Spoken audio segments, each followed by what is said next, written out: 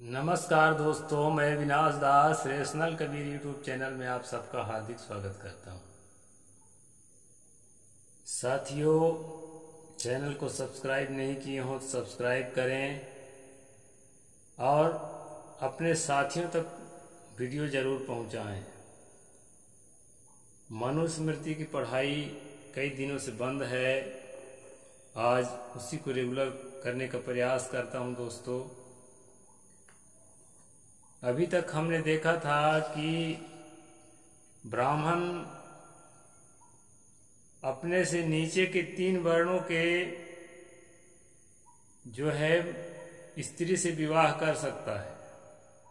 क्षत्रिय अपने से नीचे 2 वर्णों के स्त्री से विवाह कर सकता है। वैश्य जो है, वैश्य और शूद्र 2 वर्णों से भी विवाह कर सकता है। क्षत्रिय 3 वर्णों से अपने को मिला के, और शूद्र केवल शूद्र से ही विवाह कर सकता है लीगल तरीके से। इसके अलावा जो है वो अपने से ऊपर वाले किसी वर्ण से विवाह, अपने से ऊपर वाले कोई भी किसी वर्ण से विवाह ना करें। ऊपर के 3 वर्णों में रोटी का हक सबको है कि ऊपर के हाथ की रोटी सब खा सकते हैं, लेकिन नीचे के 3 वर्णों में बेटी का हक है, ब्राह्मण का। इस बात को हम पिछले एपिसोड में देखे थे। जो साथी ना देखे हों पिछले एपिसोड, वो चैनल में जो है तलाश के जरूर देख लें। आज जो है साथियों, अभी तक आप लोग यही मानते आए हैं कि माता और पिता के संयोग से जो बच्चे पैदा होते हैं वो एक ही प्रकार के हैं, लेकिन यहाँ 12 प्रकार के बेटा बताया गया है दोस्तों। तो उसी को मैं संक्षेप में पढ़ करके आपको सुना रहा हूँ। औरसः क्षेत्रजश्चैव दत्तः कृतिमेव च गूढ़ोत्पन्न पवित्रा दायादा बान्धवश्छठ कानीन सहोडश्च क्रीतः पौर्णभवस्तथा स्वयं दस्ता सौद्रश्च साड्या बांधवाः। इस प्रकार के बताया है। औरस, क्षेत्रज, दत्तक, कृत्रिम, गूढ़ोत्पन्न, अपविध, ये और सगोत्र, ये बांधव पुत्र होते हैं। और जो है 6 और बताया है जो कि बांधव नहीं होते हैं। कनीन, सहोड़, क्रीत, पौर्णभव, स्वयं दत्त और सौद्र, ये पुत्र केवल बांधव होते हैं और जो है उससे भिन्न है, जो धन के भागी नहीं होते। यानी बेटा तो है, लेकिन हर बेटा धन का भागी नहीं है। मतलब संपत्ति में हर बेटा का हिस्सा नहीं हो सकता है, और किसका हिस्सा है और किसका हिस्सा नहीं है, इसको यहाँ बताएगा दोस्तों। अब आप देख रहे हैं कि ब्राह्मण शूद्र का झगड़ा तो है ही है, लेकिन साथ साथ अलग अलग प्रकार से उत्पन्न जो बेटा बताए हैं, बेटा के बीच में भी झगड़ा पैदा करने का सूत्र इसमें है। साथियों, कुल मिलाकर के मनुस्मृति मनुष्य को शांति में और न्याय में और व्यवस्था में नहीं जीने के लिए विवश करता है। घर में झगड़ा, वैमनस्य और दुर्भाव पैदा करने के कई सारे सूत्र इसमें मिलते हैं। लोग अभी तक यही जानते हैं कि स्त्री शूद्र के साथ जो है भेदभाव है, लेकिन यहाँ एक ही माँ बाप के जो बेटे हैं उनके साथ कैसा भेद है उसको मैं आपको दिखा रहा हूँ। मैं केवल अर्थ पढ़ता हूँ दोस्तों, वीडियो लंबा हो जाएगा। जैसे खराब नाव से जल को पार करने वाला पार नहीं हो पाता, उसी प्रकार कुपुत्र से मनुष्य भवसागर को पार करने में सफल नहीं होता। मतलब कि पुत्र जब उसका पिंड दान करेगा तभी भवसागर से पार होगा, मुक्ति मिलेगा, स्वर्ग मिलेगा। और अगर कुपुत्र है तो उससे जो है पार नहीं होगा, क्योंकि वह पिंड दान नहीं करेगा। जो नास्तिक स्वभाव का है, जो ईश्वर देवी देवता को नहीं मानता, वो कर्मकांड को नहीं मानता, उससे जो है भवसागर से पार नहीं होगा। तो दोस्तों, जिसका बेटा नास्तिक हो जाएगा तो बेटा के साथ वैमनस्य पैदा उसका होना स्वाभाविक है। क्योंकि उसको डर रहेगा, सबको स्वार्थ रहता है कि मैं भवसागर से पार हो जाऊं। तो पिता अंधविश्वासी है और पुत्र जो है रेशनल है, तो उसमें जो है जरूर यह पैदा होगा, क्योंकि यह बताया है कि वो भवसागर से पार नहीं होगा।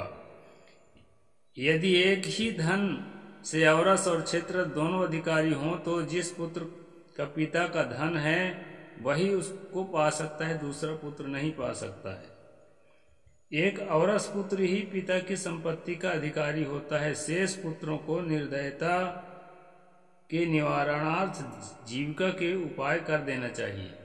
इसमें जो 12 प्रकार के पुत्र बताया है, 12 प्रकार के पुत्रों में जो औरस पुत्र है वही जो है संपत्ति का अधिकारी है, बाकी को दया धर्म के हिसाब से थोड़ा मोड़ा कुछ दे दें, वो भी जिए खाए, ऐसा टाइप के बताया है दोस्तों। पिता का धन का विभाग करते समय औरस पुत्र क्षेत्रज पुत्र का 6ठा और 5वां भाग दें।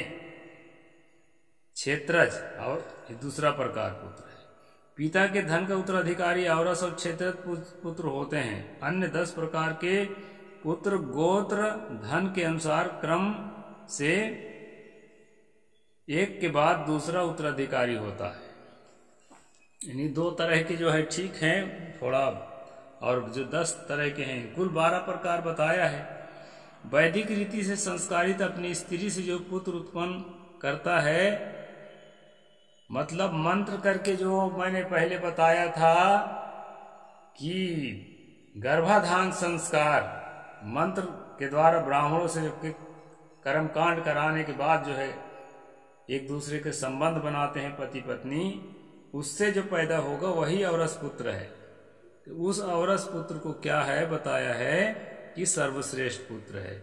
मरे हुए रुग्ण या नपुंसक पति के स्त्री में शास्त्रोक्त रीति से नियोग जो पुत्र उत्पन्न होता है वह क्षेत्रज है।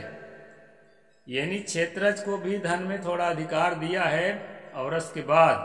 तो क्षेत्रज कौन है कि अगर पति नपुंसक है तो दूसरे पुरुष से वो अपने पत्नी को गर्भ कराएगा, या पति मर गया है तो विधवा को गर्भ करेंगे उसी परिवार के लोग।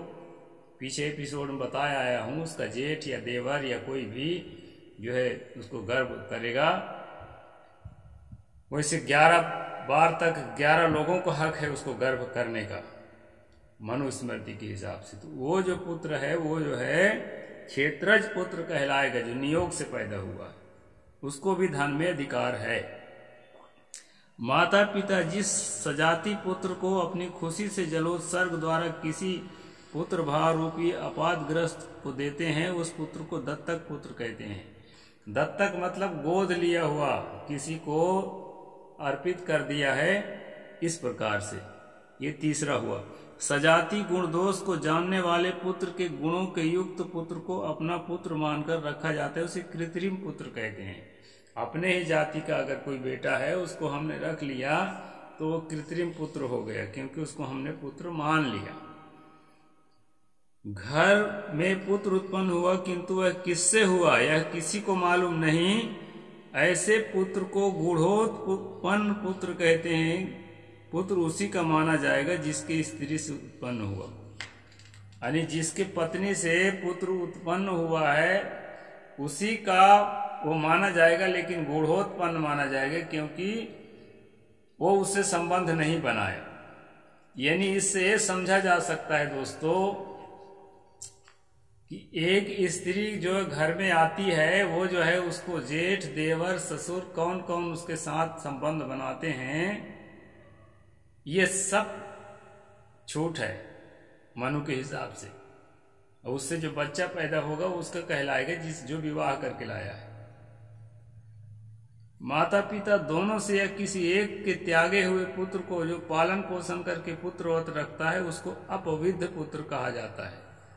पिता के घर में गुप्त रूप से जो इस प्रकार हैं, पिता के घर में गुप्त रूप से जो कुंवारी कन्या पुत्र उत्पन्न करती है वह पुत्र उसका होता है जो उससे विवाह करता है।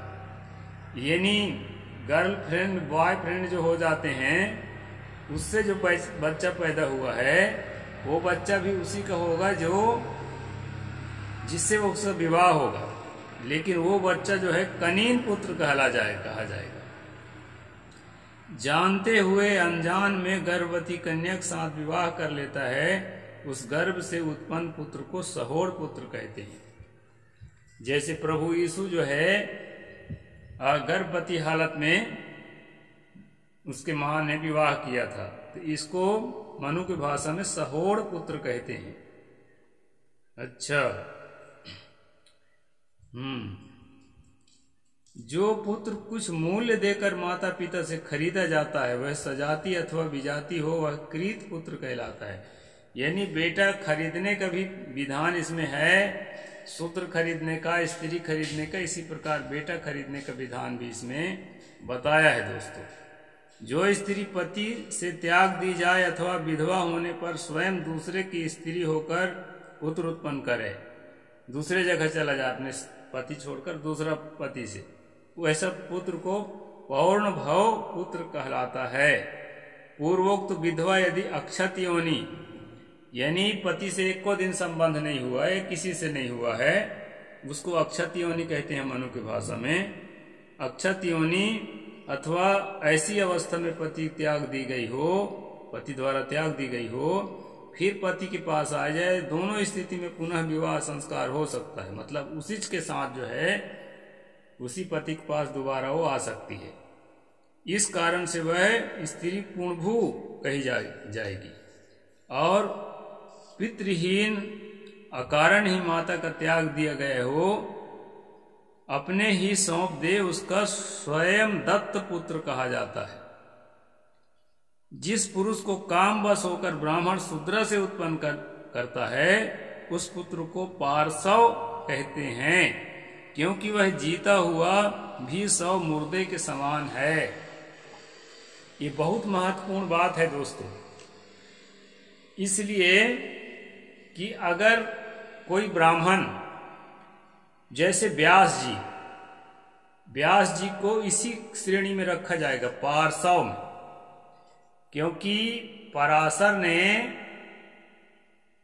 सत्यवती नाम की मत्स्यगंधा नाम की जो लड़की है, 7 साल की लड़की, उसको नाव चलाते समय नाव में ही बलात्कार किया था। उस बलात्कार से गर्भ ठहर जाने से व्यास का जन्म लिया। पुरुष जो है ब्राह्मण था और स्त्री जो है निषाद थी, शूद्र थी। तो इस प्रकार के बच्चों को बताया है कि उसको पार्श्व कहा जाता है। और पार्श्व का मतलब क्या होता है? पार्श्व का मतलब होता है जो मुर्दे के समान है। और ये मूर्खों को पता चलना चाहिए, पूरे भारत के ब्राह्मणों से मैं निवेदन करता हूं कि इन मूर्खों को पता चलना चाहिए कि व्यास के नाम से आज व्यास गद्दी है। जो बड़े बड़े कथावाचक अपने गद्दी जिसमें बैठते हैं उसको व्यास गद्दी कहते हैं। साथियों, व्यास पार्श्व था। पार्श्व मतलब मुर्दा के समान, इन्हीं की भाषा में। तो मुर्दा के समान उसको माने हैं जो ब्राह्मण के द्वारा शूद्र को बलात्कार कर दिया जाए। बताओ भला उस बेटा का, उस होने वाले बच्चे का क्या गलती है कि उसको मुर्दा के समान, मारा हुआ लाश के समान उसको जीवन भर यातना झेलना पड़े। तो इस तरह से दोस्तों अपने बलात्कार को भी ब्राह्मण सही साबित करने के प्रयास करता है, जस्टिफाई करता है। और इसी कारण से बिल्किस बानो को जो 11 ब्राह्मणों ने बलात्कार किया था, उन ब्राह्मणों को जेल से निकाल करके आरती उतारी गई। तो ये जो संस्कृति, मनु की संस्कृति है, जो आजकल आरएसएस कहलाती है, भाजपा कहलाती है, ये लोग जो हैं बलात्कारियों की आरती उतारने के, कहना चाहिए कि समुदाय में से। तो इस चीज के हम घोर निंदा करते हैं दोस्तों। बलात्कारी कभी भी पूज्य नहीं होता है, वो सजा के अधिकारी होता है। लेकिन यहाँ पर जो है बलात्कारी को सजा नहीं दिया जा रहा है। सजा किसको दिया जा रहा है? उससे जो बच्चा उत्पन्न हो गया है उसको जो है लाश के समान मान्यता देकर सजा दिया जा रहा है। तो इस प्रकार से दोस्तों आज मैं ये 12 प्रकार के जो बेटा बताया है मनु, उसके बारे में मैं आपको बताया, और इसके आगे जो है अगला दिन बताऊंगा। साहेब बंदगी। जय भीम, जय जोहार, जय भारत, नमो बुद्धाय।